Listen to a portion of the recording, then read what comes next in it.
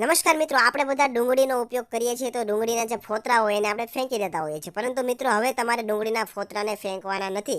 તેનો આપણે મિત્રો એક જોરદાર ઉપાય કરવાનો છે. એટલા માટે તમે જ્યારે પણ ડુંગળી ફોલો તો તમારે મિત્રો તેના ફોતરાને અલગ કરી લેવાના છે અને ડુંગળીની છાલ હોય, એકાદ ઉપરનું પડ હોય, એને પણ તમારે મિત્રો ફેંકવાને બદલે તમારે અલગ કરી લેવાનું છે. હવે આટલું થઈ જાય ત્યારબાદ તમારે એક વાસણની અંદર પાણી મૂકવાનું છે ગરમ કરવા માટે. અને ત્યારબાદ તમારે જે આ ફોતરા હોય અને ઉપરનું એક એક પડ હોય ડુંગળીનું, એ તમારે તેની અંદર નાખી દેવાનું છે પાણીની અંદર. અને તમારે ધીમા તાપે આ બધું ઉકળવા દેવાનું છે અને તમારે ચમચીની મદદથી તમારે હલાવતું રહેવાનું છે. મિત્રો આવું તમારે લગભગ 5 થી 10 મિનિટ સુધી તમારે ધીમા તાપે આ ફોતરાને નાખીને તમારે પાણીને ઉકળવા દેવાનું છે. હવે મિત્રો આપણે વિડીયોની અંદર આગળ વધીએ એની પહેલાં તમારું નામ અને તમારા ગામનું નામ કોમેન્ટ કરીને જણાવી દેજો, જેથી કરીને અમે તમને સ્પેશિયલ થેન્ક્સ કહી શકીએ. તો મિત્રો લાસ્ટ વિડીયોનો સ્પેશિયલ થેન્ક્સ DM પટેલને રાજકોટથી, નૈના પટેલને કલકત્તાથી, વ્રજલાલ સોજિત્રાને સુરતથી, માધવી જોશીને અમદાવાદથી, ગીતાબેન પટેલને USAથી, કંચનબેન સાવલિયાને પ્રભાતપુરથી, પ્રવીણભાઈ ખૂંટને મોવિયાથી, દીના સુરતીને કામરેજથી, નીલમ આનંદને ભરૂચથી અને ગીતાબેન શાહને બરોડાથી જાય છે. તો મિત્રો તમે જોઈ શકો છો 5 થી 10 મિનિટ સુધી આપણે પાણીને ઉકળવા દઈશું તો પાણી છે મિત્રો એકદમ કેસરી કલરનું બની જશે.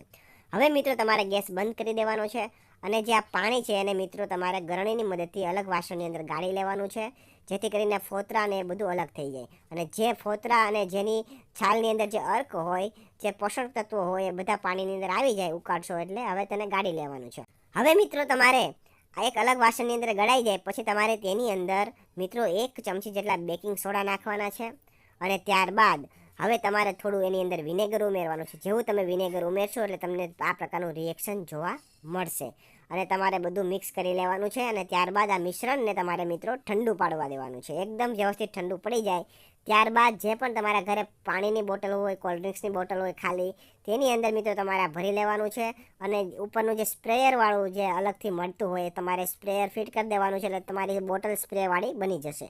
અને હવે મિત્રો આનો ઉપયોગ તમને જણાવી દઉં તો હવે જે જગ્યા પર તમારા ઘરની અંદર માખી, મચ્છર, વંદા વગેરેનો ઉપદ્રવ થતો હોય, અથવા તમારા ઘરના અંદર કોઈ રૂમની અંદર, બાથરૂમમાં અથવા ઘરના કોઈ ખૂણે ખાંચરે ત્યાં લાગતું હોય કે જ્યાં વધારે પ્રકારનો ઉપદ્રવ છે, તો ત્યાં તમારે મિત્રો આ સ્પ્રે દ્વારા તમારે સ્પ્રે મારી દેવાનો છે. આ જે ડુંગળીનું જે પાણી બનાવેલું છે મિત્રો, આનો તમારે સ્પ્રે કરી દેવાનો છે, જેથી કરીને આ ઉપદ્રવ છે બધો દૂર થઈ જશે. માખી, મચ્છર, વંદા બધું તમારા ઘરમાંથી ભાગી જશે.